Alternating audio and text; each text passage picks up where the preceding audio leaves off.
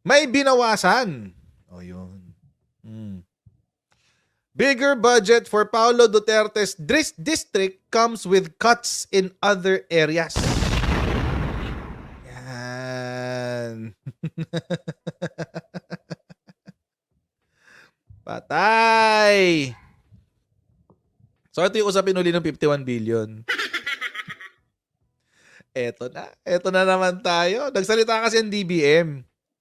Sabi ng DBM, the increase in the proposed allocation for the District of Davao City, Representative Paulo Duterte, means that funds for other projects were reduced. Ayun yung pangit. Imagine. Ulitin lang natin, ha? Ulitin lang natin. 51 billion yon guys. Sa isang distrito ng Davao City. Okay, hindi pa ito buong Davao region, ha? Distrito lang. Distrito lang, guys. Yun yung nakakabwisit dito eh. Distrito lang siya. Bakit umabot ng 51 billion yung allocated budget? Jarn. Yan ang pinaka-question niya. Bakit umabot ng 51 billion yung allocation sa isang distrito? Ano ang kanyang panlalait na ginagawa o pagkakasinungaling na ginagawa? Pero pakinggan ho nyo, ha? Paparinig ko. Oo. So, ibig sabihin, para mapondohan yung 51 billion na yun, kailangan bawasan yung sa pondo ng iba. Yan yung sinasabi. Pero that's not true. Alam nyo kung bakit? Kasi sa totoo lang, hindi lang naman po siya ang nakatanggap ng ganyang kalaking budget. Banat bay, masyado atang malaki ang budget na yan, 51 billion. Tuloy natin. Yun yung matindi dun, guys. Tapos nagreklamo sa 2 billion.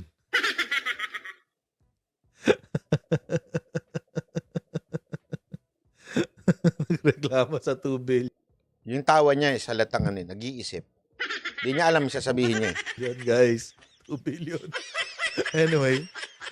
DBM, Department of Budget and Management, DBM Assistant Secretary Rhea de la Vega, made this explanation in a television interview regarding the reported 51 billion allocation to the District of Duterte during the last 3 years of his father's term as president. So 2020, 2019, 2020, 2021? Hindi, 2021, 22, 23. Siguro yung last 3 years daw eh. Tama, 2019, 2021, 2022. Ayan. So sabi, we have to be very certain that when a certain project gets an increase, So ito, una-una, point niya. 3 years, 51 billion. Is it big? Check mo sa ibang mga kongresista, hindi po.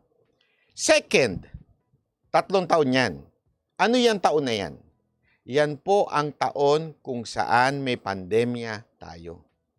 Every budget noon, lumobo talaga. Because everything, ayuda, pagdating din sa mga gamot, projects, lahat po lumobo noon. Kaya nga, sobrang lobo yun noon eh. Sobrang gastos ng gobyerno natin noon. 20. Kaya nga, sinagot niya mismo yung ano niya eh. 3 years. Ano bang years yun? 20. Tamo? Hindi mo naisip?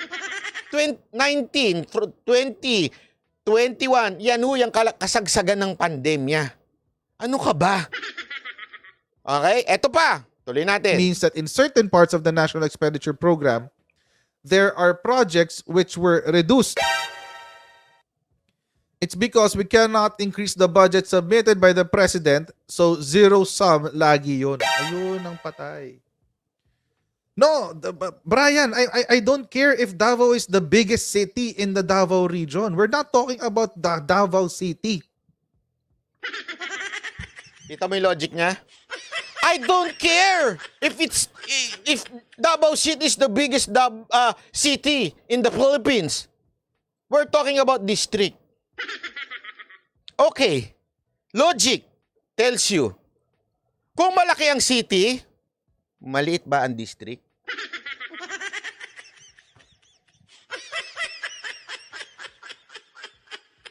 May gali. Paano naging abogado? Mag-abogado to? Sige, kayo ang sumagot. Simpleng-simple. Kung malaki ang city, hindi ba will follow na malaki rin ang mga distrito? Ang populasyon nun?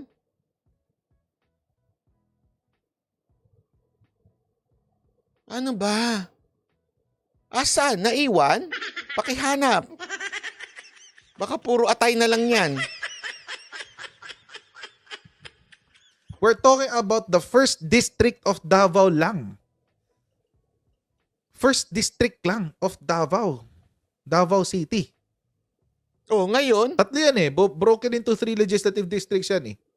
Yan Davao City. oh. So kung malaki yun, binroke mo yung tatlo, malaki yung district o hindi? Ay, tanga.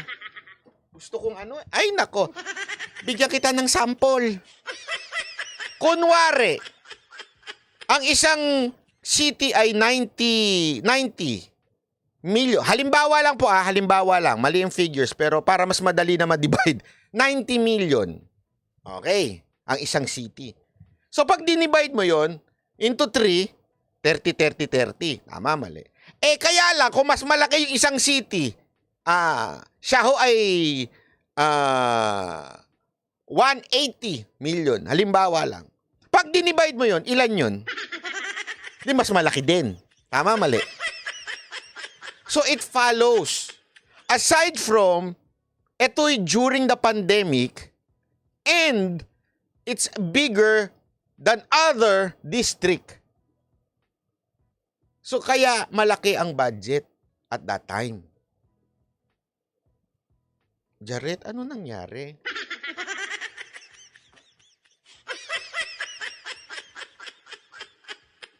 Yan ang mahirap talaga pag nagmamagaling eh.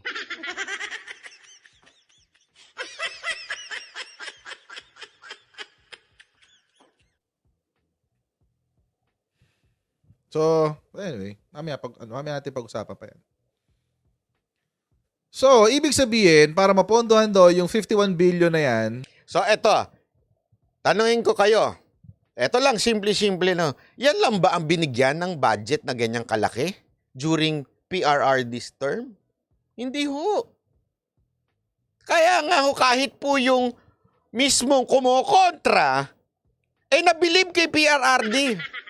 Pakita ko sa inyo. Ayan. Ito yung kumokontra na yan eh. Yun ngang lugar niya, although it's buong Bicol yun, nakatanggap ng 175 billion. Di ba? Kahit, sabi pa nga niya dito, never manalo sa Bicol. Even yung past election, midterm election, yung mga lahat ng senador niya doon, ni PRRD, natalo daw doon. Pero magkano? Kinita tuloy. Malay naman natin. De, joke lang. Magkano ang ibinigay at inalat ni Pangulong Duterte? 175 billion. Ayan ang source, Bicol Mail. So anong ibig sabihin? Sabihin na natin, sandali, malaki yung Bicol eh. Sige. I-divide mo pa rin ng 175. Malaki pa rin po yan. Di ba ho? So anong punto dito? Ang question naman dyan is, it's not malaki o maliit. Ang importante, kailan ba ito? Eto, remember Elizalde Co. 2020. Before the pandemic. Kasi nabigay na yan before eh. Pass yan eh. Ganyan nakalaki. How much more pa kaya nung pandemic?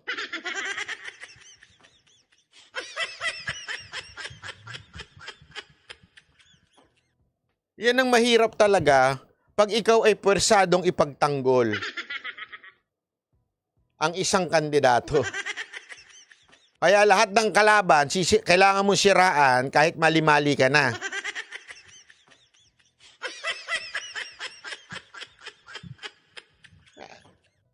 Kaya ito si Coach Jared, sa totoo lang, stay being a coach. Basketball coach ka na lang. O kaya coach ng mga volleyball. Ganun na lang siguro. Doon ka na lang. Huwag ka nang makisali sa politika. Kulang ka sa aral, Brad. Mag-aral ka muna. Ayun, sabi nga ni Diego Latigo, mahal PPE noon, pandemic, gamot pa, kaya nga baka ang alam ko na kagad kontra nila diyan hindi naman trabaho 'yan ng executive 'yan, 'di ba? Oo, pero tandaan niyo, talagang meron na sa Pilipinas na inaalat talaga sa mga distrito. Yan yung pinaglalaanan niyan. Kaya nga may budget, 'di ba? Oh. Ang punto kasi dito, sabihin na natin malaki. Yun yung sinasabi nila pinuprove na malaki. From 50 naging 2? Sige nga ho. Iyan ho ba ay makatarungan? Di ba ho? O sige, pwede mo namang ibaba. Sabi mo nang ibaba, pero 2? ang punto kasi ni Pulong, pinag-iinitan. Okay? Wala namang problema if you see something na masyadong malaki yan. Baba natin ng konti. Okay lang yun Pero gawin mong 2. Second, remember, ang nagbibigay naman yan, kasi ang parang pinalalabas nila, si Pangulong Duterte ang nagbigay noon kay Pulong. Hindi ho. Decision ho yan ng Congress. Si Speaker Velasco na ho yan, time na yan. Ganito lang kasimple.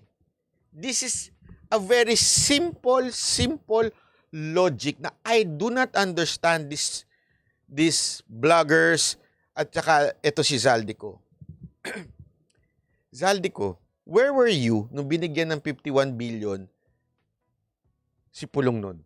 Ba't di ka nagreklamo? Kung talagang there is a discrepancy nun.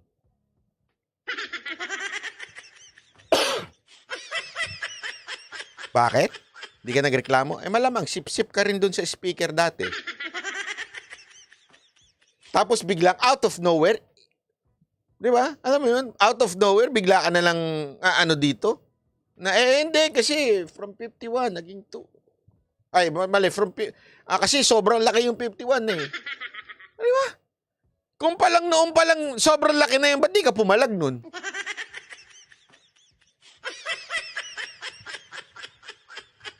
Isipin mo na mabuti yun, Bakit hindi kayo pumalag nun? Ba't ganyan kayo nagsasabi ganyan? Kasi may purpose talaga kayo. Yun yung ini-establish natin dito. Ano yung purpose nyo? Siraan ang mga Duterte. That's your purpose. Talagang, sabi nga ni Vice President Sara Duterte, anong sabi niya? Di ba?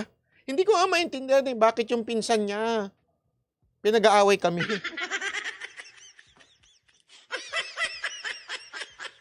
That's the reality.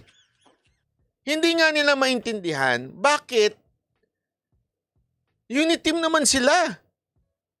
Bakit ba insecure na insecure itong si Tambaloslos at yung mga kongresistang dilapwit nito kay BP Sara Duterte? Bakit kayo na insecure? Kakampi nyo yan Diba? Sama-sama ba nga kaya? Bagong Pilipinas, bagong baliw. Diba? Sama-sama kayo nun Ba't na-insecure kayo ngayon?